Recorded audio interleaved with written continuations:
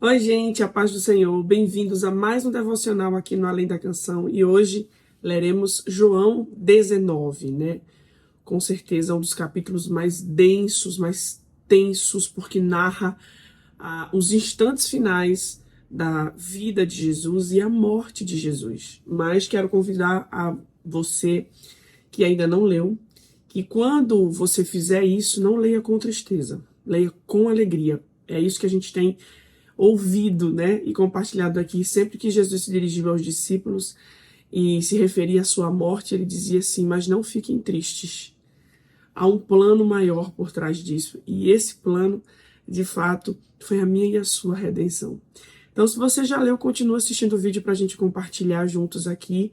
E se você ainda não leu, pausa o vídeo e faz a leitura de João 19. Bom, João 19 é até difícil da gente trazer um apanhado. Não é que é difícil, é que são horas narradas aqui, né? Pelo que a gente consegue entender, provavelmente um dia aqui, não sei. Acredito que é o decorrer de um dia, né?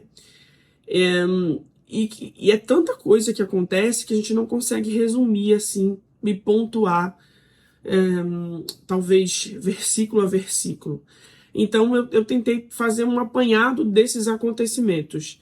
Primeiro deles, o encontro de Pilatos com Jesus, depois a crucificação de Jesus, depois a morte de Jesus, logo em seguida, quando o soldado fura, né, o lado de Jesus e sai água e sangue, e por último, o sepultamento de Jesus. Você vê a quantidade de coisas que acontecem em João 19. E como já disse, narra ali os instantes finais da vida de Jesus e a gente lê sob uma atmosfera de dor, né? A gente consegue sentir a dor física que Jesus sentiu e é quase impossível da gente ler e não ficar triste, né? Apesar de eu ter dito para você não ficar triste,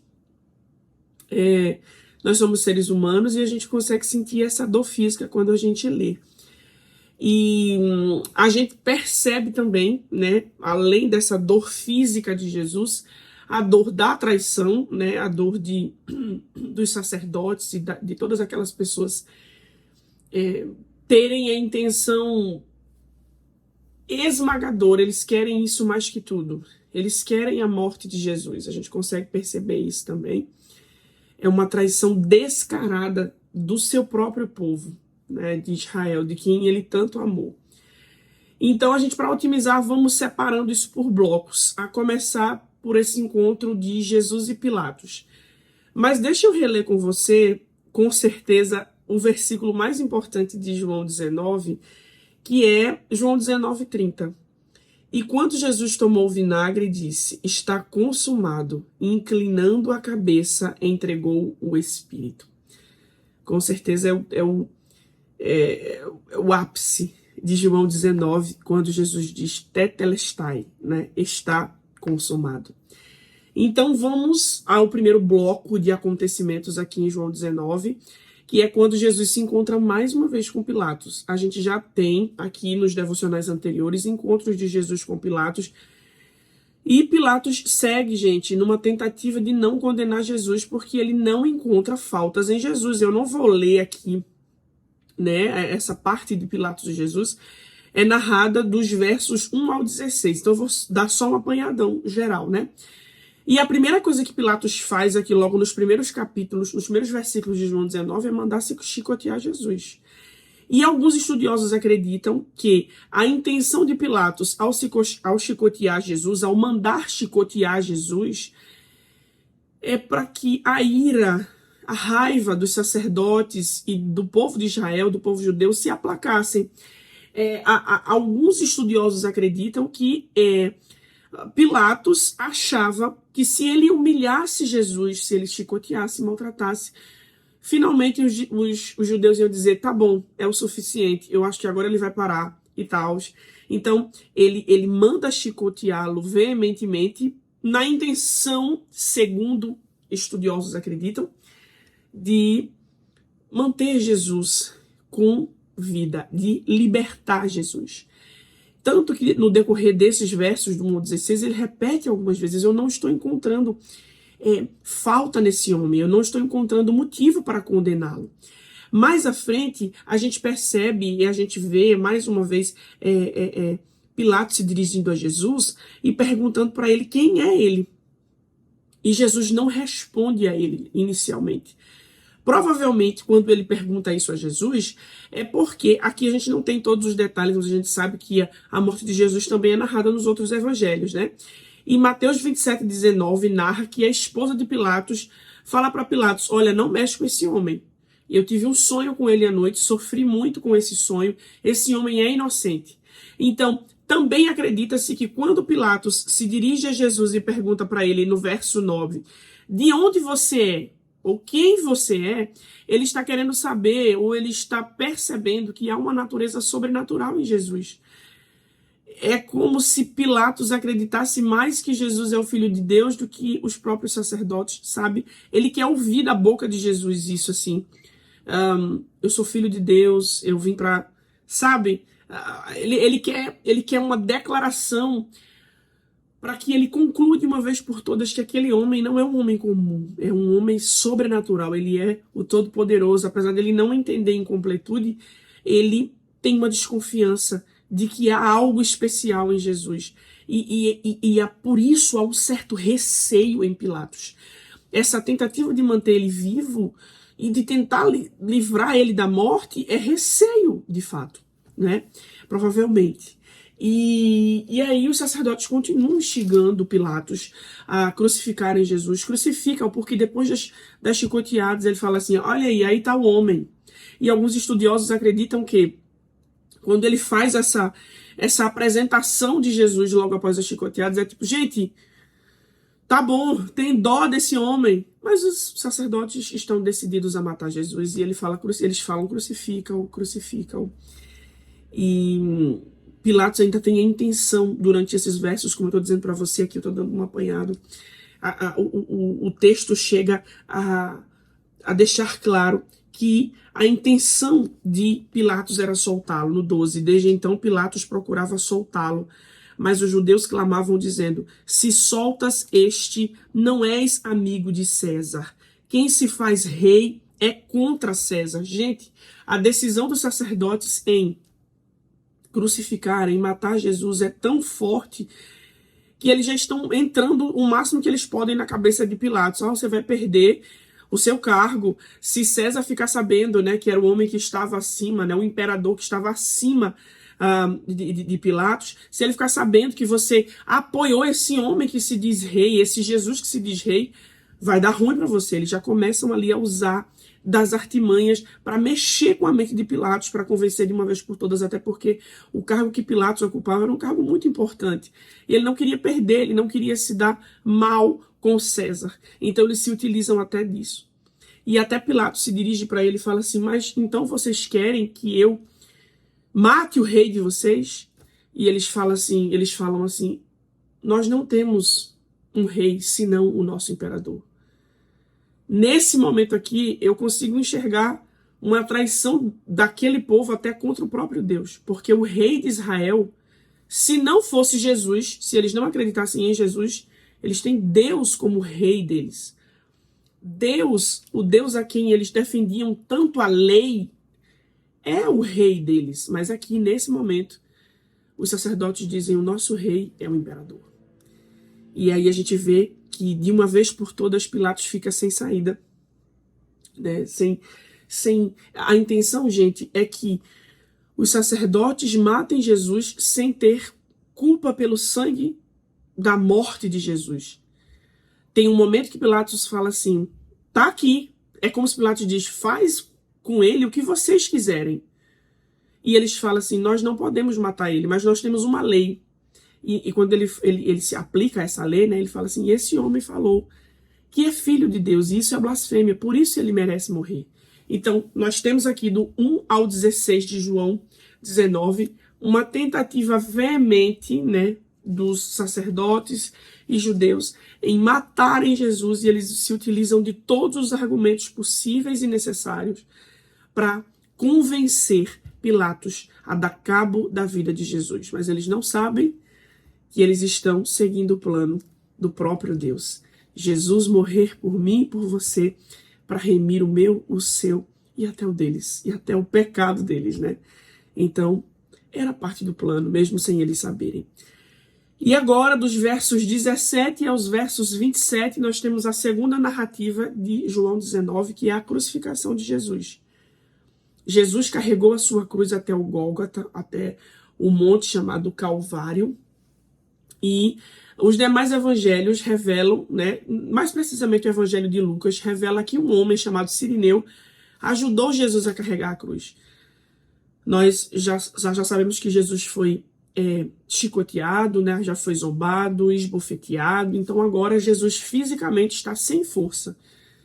E é provável que ele carregou a cruz metade do caminho e a outra metade Cirineu, né, foi obrigado a levar essa cruz até o Calvário, para que Jesus morresse nessa cruz. Lá no Calvário ele foi posto entre dois ladrões, na cruz do meio, né? Mais uma vez, ainda que de maneira silenciosa, Jesus sendo o centro, Jesus sendo o principal, até na hora de sua morte. E aí Pilatos, né, manda escrever uma frase, Rei dos Judeus, escrito em 3 línguas, né? Nas línguas, tanto no latim, quanto no aramaico, quanto na língua hebraica, né? Havia uma inscrição ali, Rei dos Judeus. E, gente, os sacerdotes não se davam nunca por satisfeitos na questão de humilhar e de... Enfim, o que eles podiam fazer para desfazer de Jesus, eles faziam. E eles ficaram com raiva quando viram que estava escrito acima da cruz de Jesus, Rei dos Judeus. E eles disseram, tira isso aí, tá errado. Não coloca que ele é Rei dos Judeus. Coloca assim, este se diz Rei dos Judeus. Mas agora Pilatos, ele tá mais decidido do que antes. É como se Pilatos dissesse assim, agora vocês não, eu já dei a chance de vocês fazerem o que vocês quisessem, mas vocês deixaram sob minha, né, sob a minha direção, e eu não vou mudar. Tá escrito aqui, Rei dos Judeus. Gente, há uma certa... A gente percebe no reino espiritual afirmações acontecendo mesmo contra a vontade dos sacerdotes, a vontade do povo de Israel. Um homem que, de certa forma, está zombando de Jesus, né, escrevendo Rei dos Judeus, está afirmando que aquele homem é Rei dos Judeus. Então, a mesma medida que há uma zombaria, nós sabemos que ali estava acontecendo uma reafirmação de quem era Jesus. E ele fala que não vai mudar o que ele escreveu acima da cruz de Jesus e se mantém decidido assim. Mais à frente, acontece também, né, as pessoas repartem ali, alguns soldados repartem as vestes de Jesus de menos uma túnica que era costurada, era uma túnica completa, né, com uma única costura, algo assim, e se cumpre a profecia, porque essa túnica de verdade já havia sido dito e deixado claro durante as profecias bíblicas de que ela não seria rasgada, né? Seria lançada sorte sobre ela. E aí, mais à frente, nós temos Jesus entregando Maria ao discípulo que ele amava, que provavelmente, né, muito provavelmente, é o próprio João. O João que está narrando essa história pra gente. E ele entrega Jesus entrega Maria aos cuidados de João. Estudiosos acreditam que Jesus tinha irmãos, mas que esses irmãos não criam em Jesus ainda. Então ele entrega Maria para aquele seu irmão do coração, que era João, e o texto deixa claro que a partir daquele momento a Maria, ela passou a morar com João. João passou a cuidar pessoalmente de Maria, e a gente percebe aqui, gente, um cumprimento até da primeira promessa que a Bíblia nos ensina a honrar pai e mãe. Jesus na cruz está honrando a sua mãe. Eu achei impossível a gente não perceber aqui o cuidado de Jesus com a sua mãe, honrando-a nos últimos minutos de sua vida.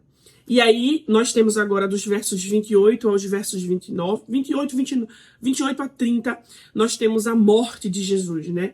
O momento em que Jesus finaliza ali sua vida física até que ele ressuscitasse novamente. a primeira coisa que ele faz é dizer que está com sede. Provavelmente esse é o único enunciado que Jesus fala sobre os seus sofrimentos. A gente não ouviu ele reclamar das chicoteadas e de toda a humilhação que ele passou até aqui, e a única palavra que ele fala sobre o seu sofrimento físico, do seu corpo, é: tenho sede. E é mais uma afirmação do que um pedido de ajuda. É mais uma... Sabe, ele só afirma: tenho sede. E aí vocês já sabem, como vocês já leram, eles envolvem, né, num sopo ali vinagre e levam até a boca de Jesus para que Jesus bebesse aquele, né, diferente do que ele pediu, vinagre. E acredita-se que, ainda que não foi o que Jesus pediu, que Jesus pediu água, não necessariamente pediu, mas enunciou sede, aquele vinagre que Jesus tomou, né, lhe deu um pouco de ânimo para enunciar as palavras finais. Porque assim que ele bebe o vinagre, ele fala: está terminado.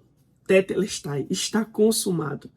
E vale ressaltar aqui que quando Jesus fala isso, ele não está falando: está terminado os meus sofrimentos, está terminado esse momento difícil da minha vida. Não, ele está falando: está terminado o plano que o Pai tinha traçado para mim. O plano da redenção está terminado.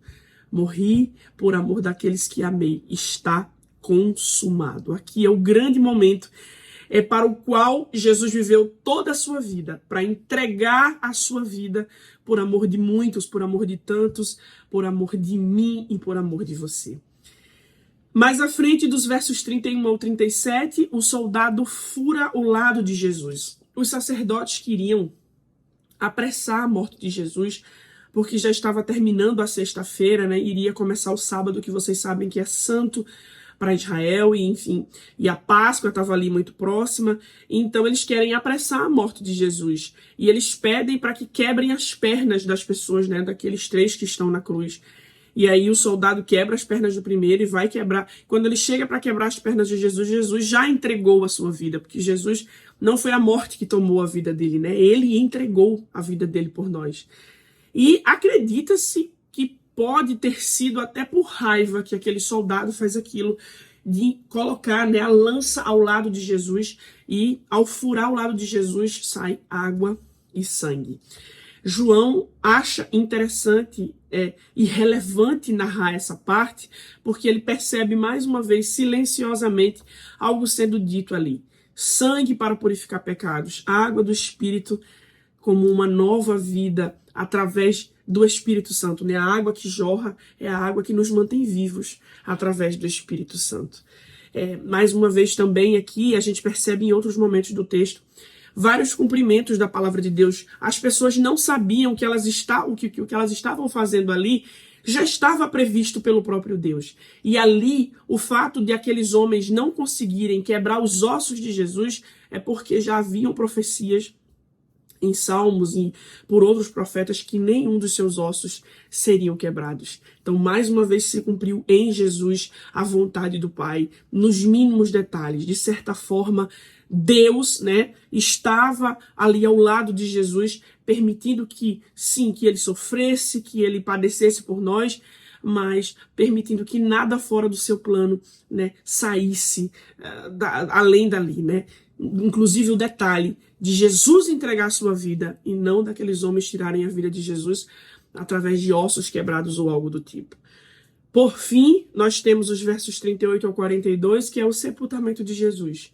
Nós temos 2 discípulos silenciosos de Jesus, que são Nicodemos e José de Arimateia, que eles criam em Jesus, admiravam o ministério de Jesus, mas por conta dos sacerdotes e de toda aquela cúpula, eles se mantinham em silêncio, eles não falavam. Mas agora tiveram uma coragem que durante toda a vida de Jesus eles não tiveram. Eles pedem a Pilatos para retirar o corpo de Jesus da cruz e embalsamam o corpo de Jesus com cerca de 5 quilos de aloés e mirra. É considerado pelos estudiosos muita coisa. Eles embalsamaram o corpo de Jesus, prepararam e colocaram num túmulo novo, em um jardim próximo dali, num túmulo que pertencia a José de Arimateia. Ali nos instantes finais Não foi tarde o suficiente para que José de Arimateia e Nicodemos declarassem de alguma forma que criam naquele homem, né? E cuidaram, tiveram zelo pelo corpo de Jesus, que já já ressuscitaria. Então aqui nós temos João 19 com essa atmosfera, como já disse, de dor, de traição, de morte, de entrega e de redenção, né? Nesse momento, aqui, Jesus foi sepultado. E os próximos capítulos é o grande momento em que Jesus ressuscita. Nós temos lições, ainda que eu sei que aqui são fatos muito específicos. Nós estamos falando sobre a morte de Jesus, né?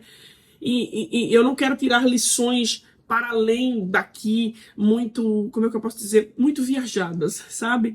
Mas não tem como a gente não perceber, por exemplo, cuidado para a gente não tomar decisões baseadas na conclusão de outra pessoa. Foi o que Pilatos fez. Pilatos poderia simplesmente ter decidido, né?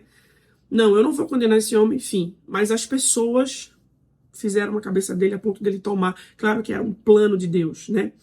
Mas que eu e você tenhamos cuidado para não basear as nossas decisões nas conclusões de outra pessoa a respeito de outra pessoa. Observe você, veja você, conclua você, né? Para que você não entre no pacote, né? E em confusões que nem mesmo você entende porque se meteu naquilo ali. Tenhamos todos nós muito cuidado com isso. Jesus morreu na cruz para remir os nossos pecados. Às vezes as pessoas têm muito essa dúvida, né? Por que Jesus morreu na cruz? O plano da salvação, ele é muito simples e ao mesmo tempo, às vezes a gente fala, mas por quê? Por que a gente fala, Jesus morreu por mim? Porque o primeiro Adão, né? O Adão, que era um Adão que era para ser sem pecado, ele não conseguiu concluir essa missão. E ele falhou, ele pecou, ele errou. Então vem Jesus, em sua vida inteira consegue ter uma vida perfeita e santa, e assim como Deus lá atrás estabeleceu que ofertas, que sacrifícios deveriam ser feitos para a remissão do pecado, Jesus se torna o Cordeiro que morre para remir o meu e o seu pecado e o pecado de toda a humanidade. Então aqui, na morte de Jesus, acontece o plano da redenção. Jesus morre para cumprir um plano de Deus, para remir, para justificar e para perdoar o meu e o seu pecado. Os que a gente já cometeu, os que a gente ainda vai cometer, infelizmente, mas que através do sangue de Jesus, aquele sangue que jorrou na cruz, nós fomos purificados. Que possamos também aproveitar do sangue que nos purifica de todo pecado e da água do Espírito que nos mantém com vida, que nos mantém perto de Jesus, que nos mantém amigos de Deus. E por fim, só para encerrar, né, lições que a gente consegue perceber aqui, é que enquanto houver vida, né, enquanto você tiver vida, você tem a chance de tomar decisões que parecem estar atrasadas, assim como José de Arimateia e Nicodemos, que poderiam ter se declarado discípulos de Jesus antes, mas ainda que nos instantes finais, com aquela atitude de cuidar do corpo de Jesus, tomaram a atitude certa. Então, que possamos perceber essas oportunidades para que elas não passem de uma vez por todas, né? E a gente deixe escapar a oportunidade de fazer a coisa certa. Que você possa também tirar essa lição através das atitudes de José de Arimateia e Nicodemos. Vamos orar para encerrar esse devocional. Sei que ficou um pouquinho longo, mas é porque realmente é um capítulo mais denso.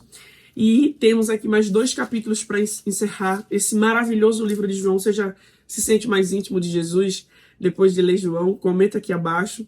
E já estou com saudade de João, mas ainda temos 2 capítulos. Amém? Vamos orar. Pai, muito obrigada pela tua misericórdia. Obrigada por enviar Jesus para morrer, para remir o nosso pecado. E obrigada porque antes da fundação do mundo o Senhor já havia traçado esse plano. Nada saiu do seu controle, do seu plano e da sua vontade. E nós queremos te agradecer pelo teu amor. Tu és o próprio amor. Obrigada, Jesus, por ter entregado a tua vida por amor de nós que ainda falhamos, que ainda erramos, mas que reconhecemos que somos remidos pelo teu sangue. Nos ajuda a te agradar e a honrar esse sacrifício que o Senhor fez por nós.